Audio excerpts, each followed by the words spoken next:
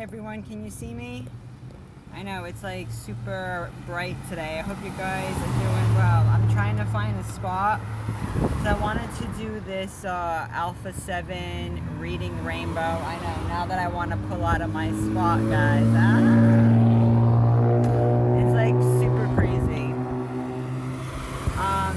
Yeah, everyone seems to really like my Reading Rainbow series. But I wanted to like go by my old hood because people are really suffering, especially, you know, God's people. And they call the projects where I used to live right next door. It's like bringing back memories, my old spot, guys. It's crazy. Bringing back old memories. Pretty soon I'm going to be moving out of this town. I'm actually in the process of doing so. But while I'm here, I'm like, oh, this place is like an expedition in itself.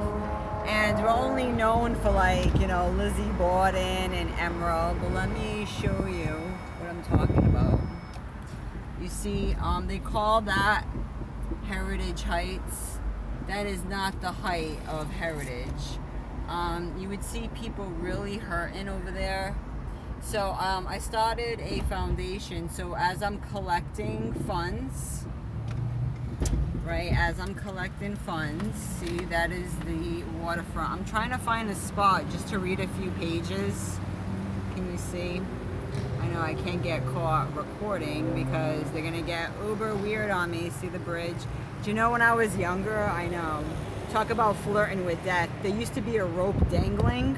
Oh, there was a police officer who died. He didn't know that that was a ledge, guys.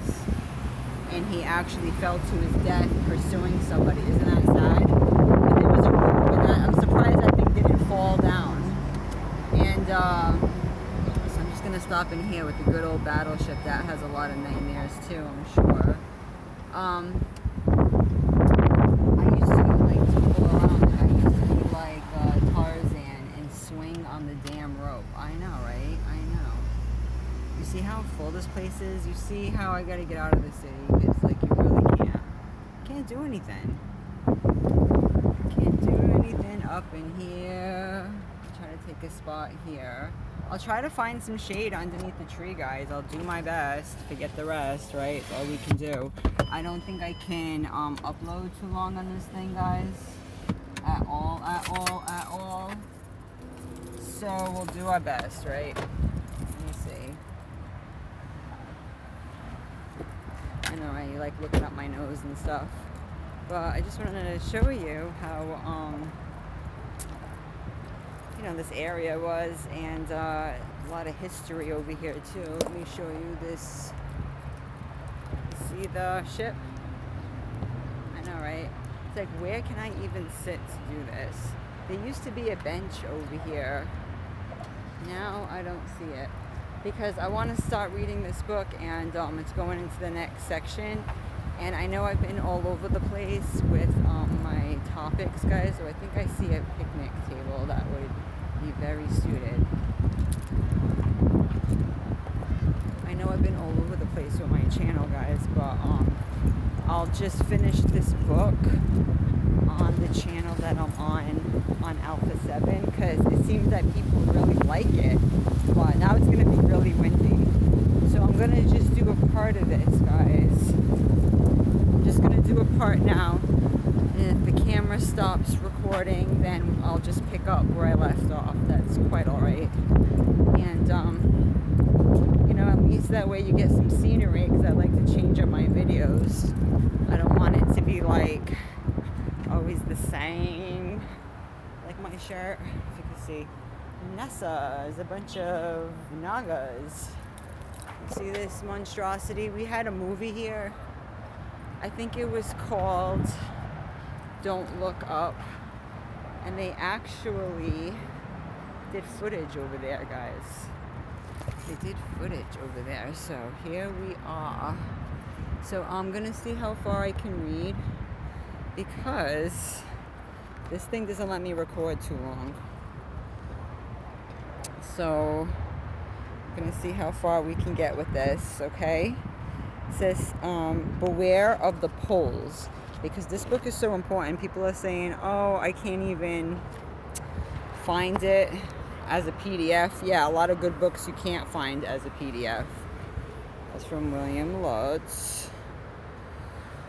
So we went into like the food stuff, then it just went into charts. So it kind of, we can kind of breeze through that. Of course, I just dropped my bookmark, of course. Of course, I got people around me, but you think I care? I am reading to the public, so mind their business, right? So it says here, statistical doublespeak is a particularly effective form of doublespeak, since statistics are not likely to be closely scrutinized.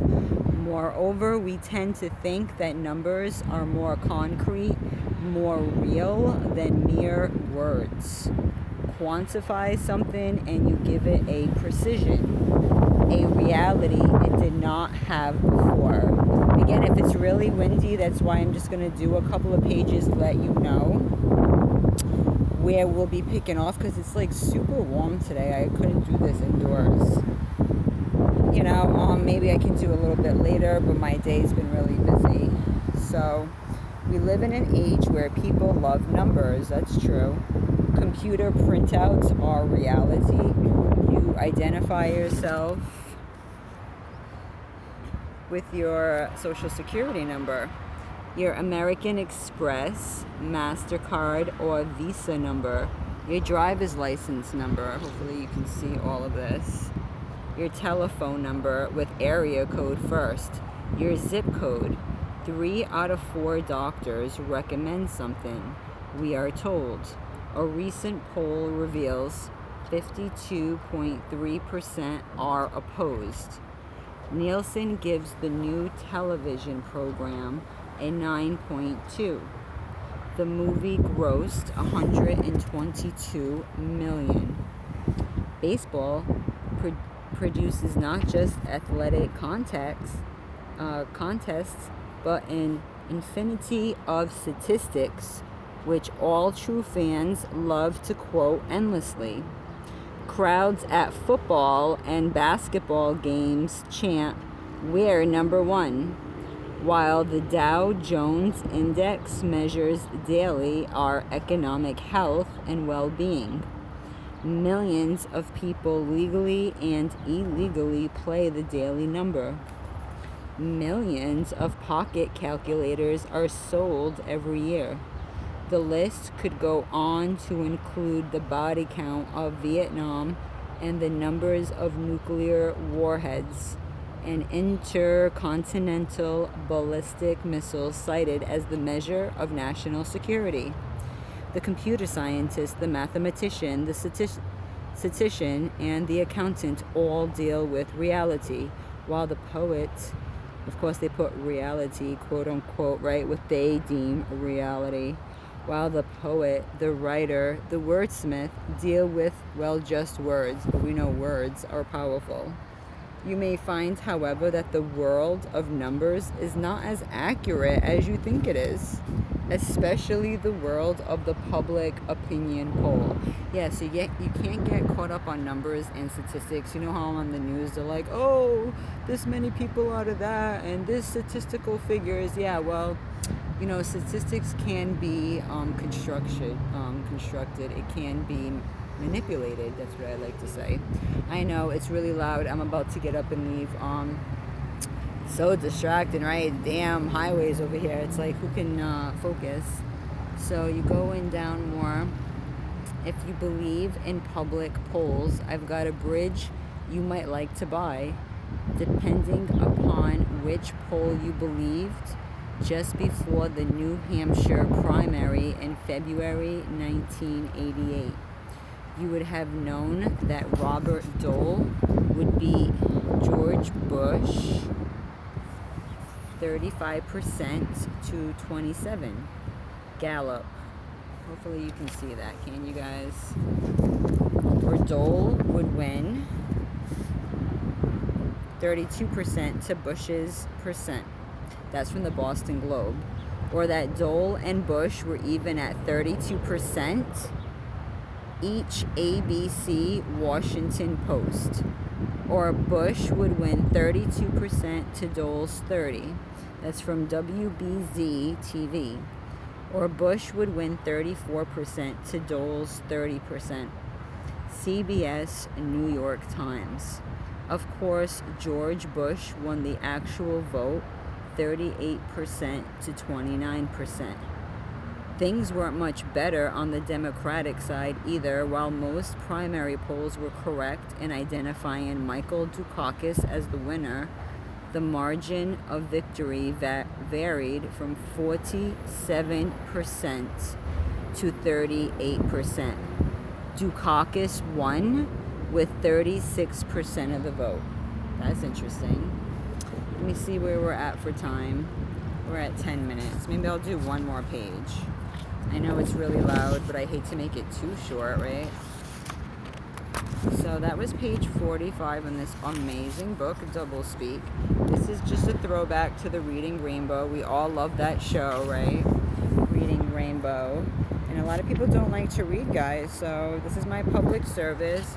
If you appreciate this public service, I'll put the link below if you'd like to donate to my PayPal. I'm using the proceeds for my True North Foundation to help raise money for people in need, for homeless people, for holistic education, literacy, for legal help, redemption help, giving them money for food, you know what I mean? We have a lot of homeless folks out here, a lot of people struggling. So I put a Facebook page together, and I'll put the link for that too. So it says second place, though the polls really missed the call. 2 had Paul Simon ahead of Richard Gephardt for second place, while a third had the 2 tiered and the others had Simon behind a thin margin. In the actual vote, Simon finished third with 17% of the vote, while Gephardt finished second with 20%. No one predicted Geffardt's 20% of the vote, not even the surveys of voters leaving the polling places after they had voted. This last point should not be overlooked, for it reminds us that no poll is worth anything unless people tell the pollsters the truth. Since no pollsters could ever know whether or not people are telling the truth, how can we ever be sure of any poll? Things didn't improve during the presidential campaign either. In August 1988, before the Republican National Convention, 7 polls gave 7 different answers to the question of who was ahead.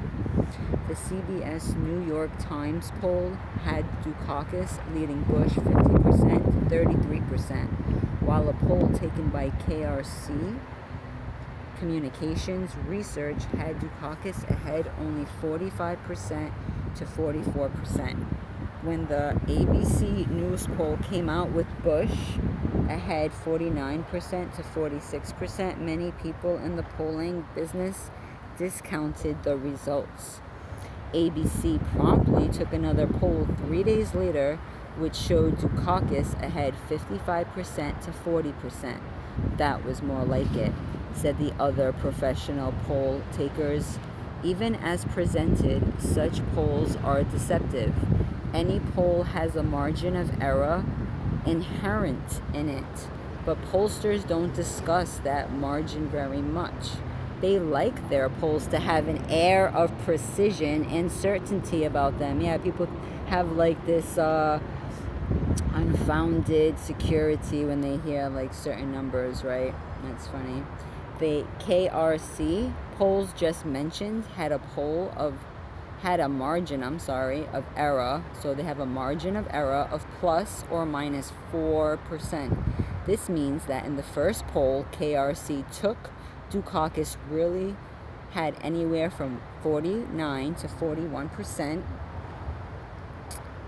while Bush had anywhere from 48 to 40%. In other words, Dukakis could have been ahead 49 to 40%, or Bush could have been ahead 48 to 41%. Basically, the poll didn't even tell you anything, is what they're saying. I hope you can see that. All right, so we'll finish off on this page. Polls have become important commodities to be sold.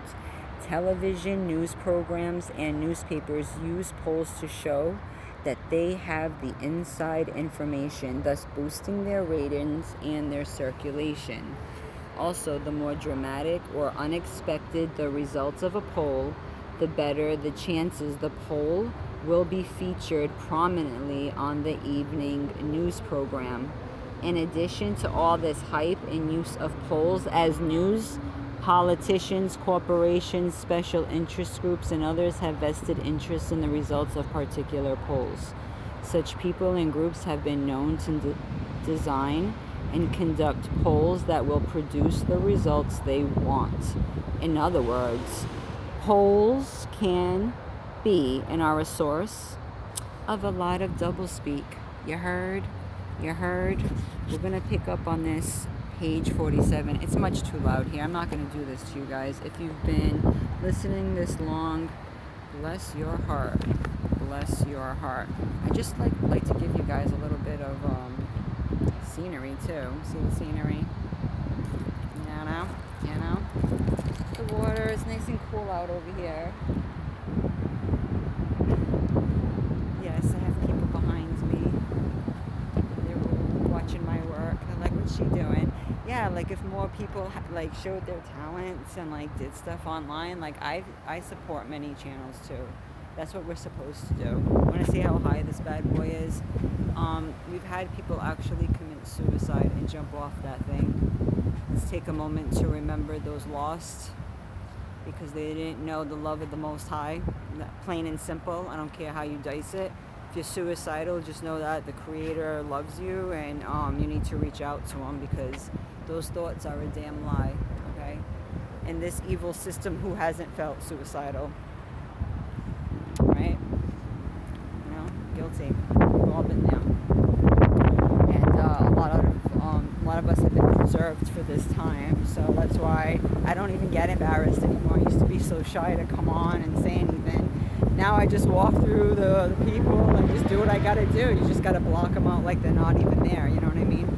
And a lot of people don't have these books, so I'm actually saving people money if they don't have it. That way they can still get the information, you know what I mean? So it's still a public service, and it's just a throwback.